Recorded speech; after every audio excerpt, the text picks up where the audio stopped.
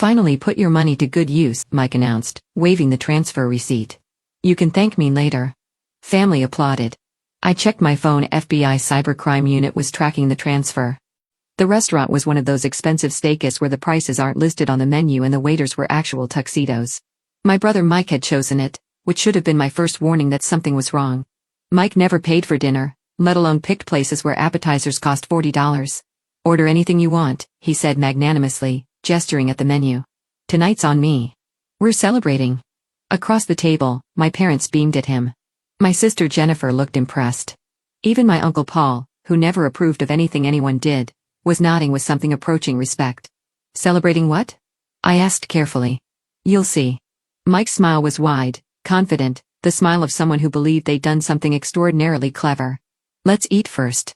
I want to do this properly. I should have left then. I should have recognized the setup, the performance, the carefully orchestrated family dinner that had nothing to do with celebration and everything to do with Mike's ego. But I was tired from a long week, and the thought of going home to my empty apartment and reheated takeout was depressing enough that I stayed. We ordered prime rib for Mike, fillet mignon for Dad, salmon for Mom. I chose the cheapest thing on the menu, a chicken dish that still cost $38, and tried to ignore the way Mike smirked at my choice. Always so cautious, Jennifer said, sipping her expensive wine, never taking risks, never splurging. That's your problem, Emma. You're so busy being careful that you forget to actually live. I live fine, I said quietly. Do you? Mom's voice was gentle, but the criticism underneath was clear. You're 32 years old, honey. You live in that tiny apartment, drive that old car, never go anywhere or do anything. We worry about you. I'm fine, I repeated. You're stuck, Mike corrected. You've been stuck for 5 years. Same boring job, same boring routine, same boring life. Meanwhile, the rest of us are out here making things happen. Mike just closed a huge real estate deal, Dad said proudly. 3 commercial properties in one transaction, his biggest sale yet. Congratulations, I said, thanks. Mike's smile sharpened. Though honestly, I couldn't have done it without family support. That's what tonight's about. Acknowledging how family helps family succeed. The food arrived. It was excellent. Perfectly cooked, beautifully presented. I ate slowly, waiting for whatever Mike had planned. The anticipation felt like waiting for a shoe to drop, like watching storm clouds gather on the horizon. Dessert came. Creme brulee for everyone except me. I declined, knowing Mike would make some comment about my weight or my frugality. He did anyway. Emma's always worried about money, he said, cracking the caramelized sugar on his dessert with unnecessary force. Never wants to spend a dime. Never wants to enjoy life. Just hoards everything in that savings account like some kind of Depression-era grandmother. There's nothing wrong with being responsible, I said evenly. Responsible? He laughed. Is that what you call having $2.3 million sitting in a savings account earning basically zero interest? Because I call that stupid. The table went silent. How do you know how much I have in my savings account? I asked, my voice very calm despite the ice flooding my veins. Because I checked, Mike said, pulling a folded paper from his jacket pocket. Had to verify the funds before I could make the transfer. What transfer? He unfolded the paper with a flourish, holding it up like a trophy. It was a bank transfer receipt. My bank. My account number. A transfer of $2,287,54318 to an account in Mike's name. Finally, put your money to good use, he announced, waving the receipt. You can thank me later. The family applauded. Actual applause like Mike had just performed a magic trick instead of committing a federal crime. What did you do? I asked, still in that unnaturally calm voice I'd learned to use in crisis situations. I invested your money properly, Mike said proudly. That commercial real estate deal I mentioned, I used your savings as the down payment, 20% down on $11.5 million purchase. The returns are going to be incredible. We're talking 15 to 20% annually once the properties are developed. I repeated, you and me partners, he grinned. 60-40 split. I get 60% since I found the deal, and I'm doing all the work, but you get 40% of the profits just for providing the capital. You should be thanking me. In 5 years, your $2.3 million will be worth at least $4 million. How did you access my account? I asked. You left your banking login information on Mom and Dad's computer 3 years ago, he said. Remember when you were paying bills during the holidays and used their laptop? You saved the password. I found it last month when I was helping Dad with something. Figured it was a sign. A sign to steal from me. Not stealing. He corrected, his smile faltering slightly. Investing for both of us. You're so risk-averse, so scared of everything. I knew you'd never agree to do something smart with that money.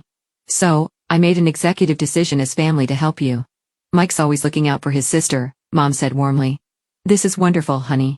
Finally, your money is doing something productive instead of just sitting there. Emma never would have invested it herself, Dad agreed. She's too afraid of losing it. Mike did her a favor. I carefully set down my fork and pulled out my phone. I had 3 missed notifications, all from the last 10 minutes. I opened them. The first was from a number I'd memorized 5 years ago. Transfer detected. Tracking initiated, Stanby. The second was from a different number. Suspect account identified. Funds frozen. The third was from a name I knew very well. Special Agent Rebecca Torres, FBI Cybercrime Unit. 8 minutes. Maintain position. I looked up from my phone to find my entire family staring at me. Everything okay? Jennifer asked. Fine, I said. Just checking something. Probably checking her account balance. Mike laughed, freaking out that the money's gone. Emma, relax. I'll send you monthly statements. You can track the investment returns. How did you transfer that much money? I asked. Most banks have daily transfer limits. Security holds on large transactions. I spread it out over 3 days, Mike said proudly. Transferred $750,000 each day, then the remainder this morning. Took some planning, but I made it work. You accessed my account multiple times over 3 days. Had to, like I said, security limits. He was still smiling, still completely oblivious. The bank called once to verify, but I just said I was. You said I was making an investment. They bought it. You committed bank fraud, I said quietly. I committed smart investing, he corrected. There's a difference. No, I said there really isn't. Uncle Paul cleared his throat. Emma, I know you're upset, but Mike really did you a favor here. That money was just sitting there. Now it's working for you. That's good financial management. Plus, you get to be part of Mike's success, Jennifer added. His business is taking off. He's going to be a millionaire, and you get to share in that because he was generous enough to include you. Generous, I repeated. Very generous, Mom confirmed.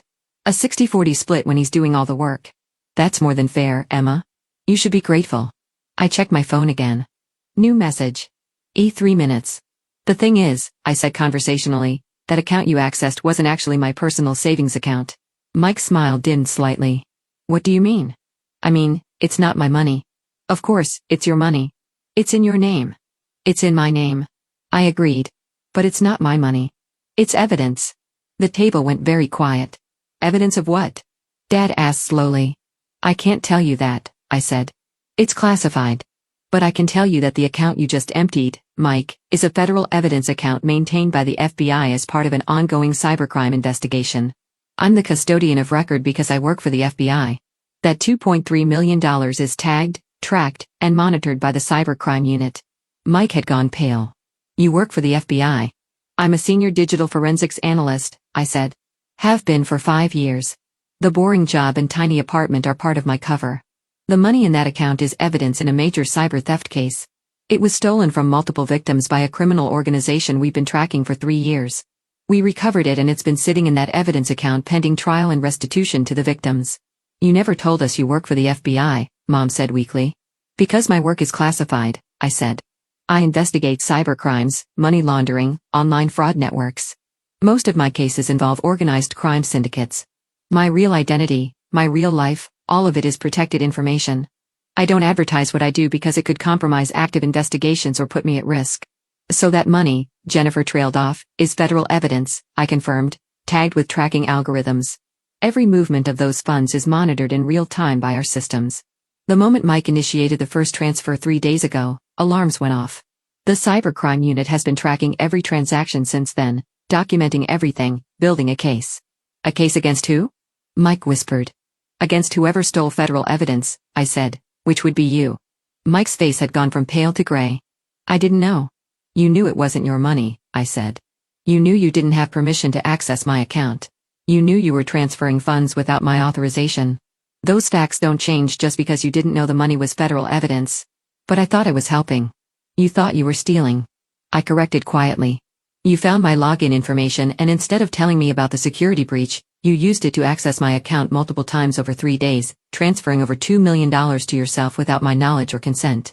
That's theft, Mike. That's bank fraud.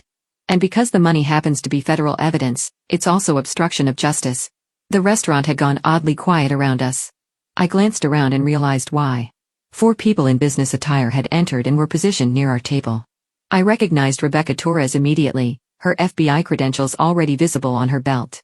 "That's them?" she asked me quietly. "That's him," I said, gesturing to Mike. "Michael Torres, my brother. He initiated the transfers." "You called the FBI?" Mom's voice was shrill. "On your own, brother?" "I didn't call them," I said. "I didn't have to. The transfers triggered automatic alerts. The cybercrime unit has been monitoring this since the first transaction 3 days ago."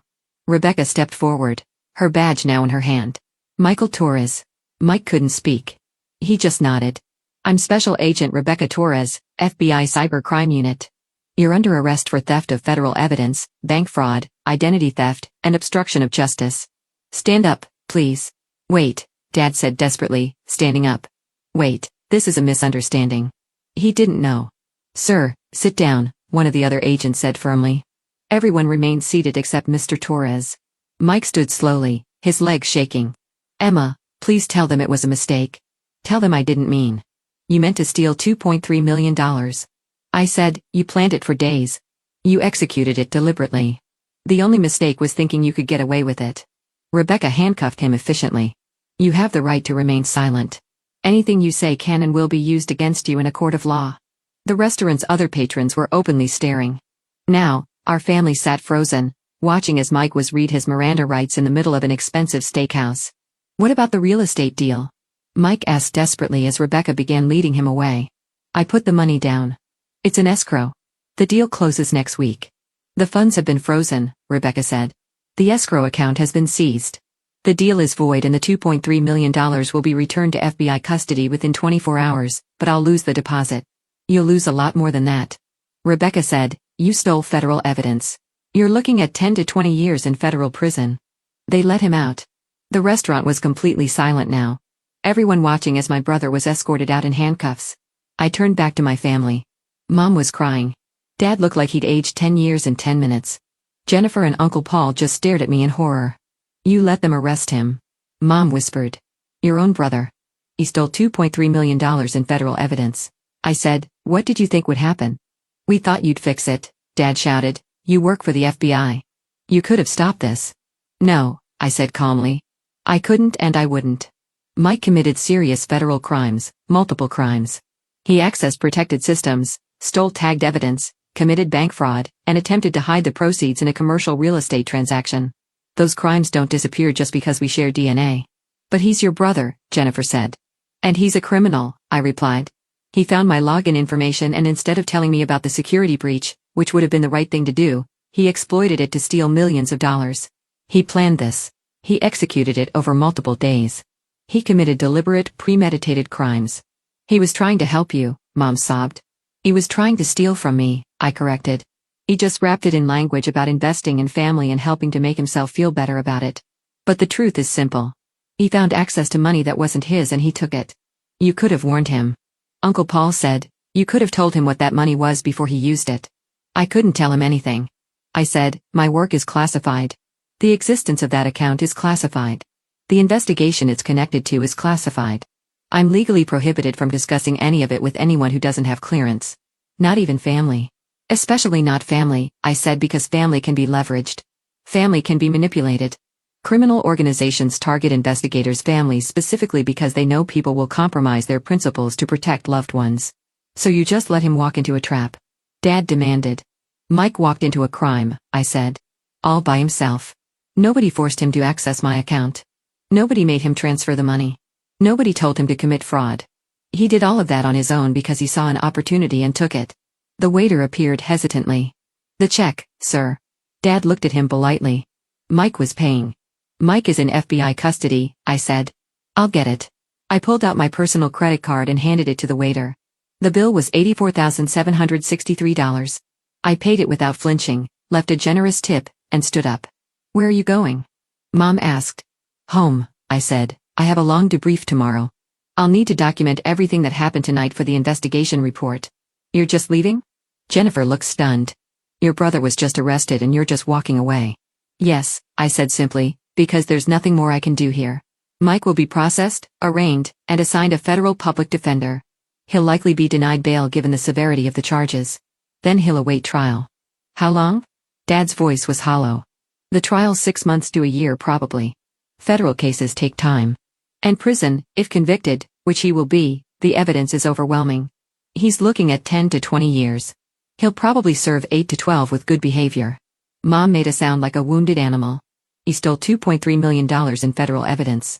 I said again more gently this time. What did you expect? A slap on the wrist? Fine. These are serious crimes with serious consequences. He's your brother, Mom repeated like it was a magic phrase that could change reality. I know, I said. But that doesn't change what he did. It doesn't change the law, and it doesn't change the consequences. I left them sitting there in the expensive restaurant, surrounded by the remains of the celebration dinner that had turned into a crime scene. The FBI field office was 20 minutes away. I drove there in silence, my mind already shifting into work mode, compartmentalizing the personal from the professional. Rebecca was waiting in the interview room when I arrived. You okay? I'm fine, I said. That was your brother. I know. He studied me for a moment. Most people would be more upset. I'm upset, I said. But I'm also a professional. I committed crimes. I did my job. Those two things don't cancel each other out, but they also don't change each other. Fair enough. She slid a tablet across the table. I need your statement. Everything that happened tonight, everything he said, we'll use it in the prosecution. I spent 2 hours documenting everything. Mike's confession about finding my login information. His admission about spreading the transfers over 3 days to avoid security limits. His statement about impersonating me to the bank.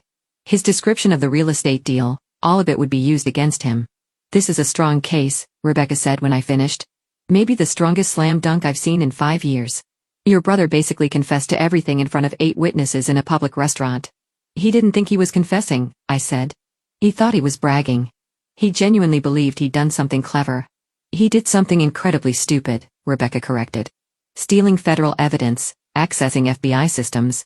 That's not clever. That's a one-way ticket to federal prison. I know. Are you going to visit him? I thought about it. Probably not. That's cold. That's honest, I said. Mike has spent our entire lives treating me like I was stupid, worthless, a failure. He mocked my career, my choices, my life. He thought I was pathetic. And then when he found what he thought was my money, he stole it without a second thought because he believed he deserved it more than I did. So this is revenge. No, I said firmly. This is consequences. If Mike had accessed my account and found it was my personal savings and stolen it, I would have reported him just the same. The fact that it was federal evidence just adds charges. But the fundamental crime, the theft, the fraud, the betrayal, that's what this is about. Rebecca nodded slowly. For what it's worth, you did everything right. You maintained your cover. You didn't interfere with the investigation. You let the system work. That's good protocol, thanks. Your family won't see it that way. I know, I said. But my family's approval isn't worth compromising my integrity. Over the following weeks, the case proceeded exactly as expected. Mike was arraigned, denied bail, and held in federal custody. His lawyer tried to argue ignorance. He didn't know the money was federal evidence, but it didn't matter. The theft charges alone were enough. My family tried calling me 247 times in the first week. I blocked their numbers after the 15th voicemail calling me a traitor, a monster, and various creative profanities. Mom sent an email. How can you sleep at night knowing your brother is in prison because of you? We raised you better than this. You've destroyed this family. I didn't respond. Dad's email was shorter. You're not our daughter anymore. Don't contact us again. I wouldn't have anyway. Jennifer's was the most interesting. I hope you're proud of yourself. Mike was trying to help you and you destroyed his life. His kids don't have a father now because you cared more about rules than family. You're heartless. I deleted it without responding. The trial happened 8 months later. I testified for 3 hours walking the jury through exactly what had happened. The evidence was overwhelming. Bank records, transfer receipts, security footage, recorded phone calls where Mike had impersonated me to bank officials, and of course, 8 witnesses who'd been at that restaurant dinner. The jury deliberated for 40 minutes. Guilty on all counts. Sentencing came 2 weeks later. The judge was not sympathetic. Mr. Torres, you didn't just steal money, she said. You stole federal evidence in an ongoing investigation. You accessed protected systems. You committed bank fraud, identity theft, and obstruction of justice. You did all of this deliberately over multiple days with planning and premeditation. And you did it to your own sister, someone who should have been able to trust you. He sentenced him to 15 years in federal prison. My family sent death threats. The FBI investigated, found them credible enough to warrant protective monitoring, and added charges against Uncle Paul for threatening a federal officer. I changed my phone number, moved to a new apartment, and went back to work. 3 years passed. I was promoted to Assistant Section Chief of the Cybercrime Unit. My salary increased to $183,000. I bought a small house in a quiet neighborhood outside D.C. I dated occasionally.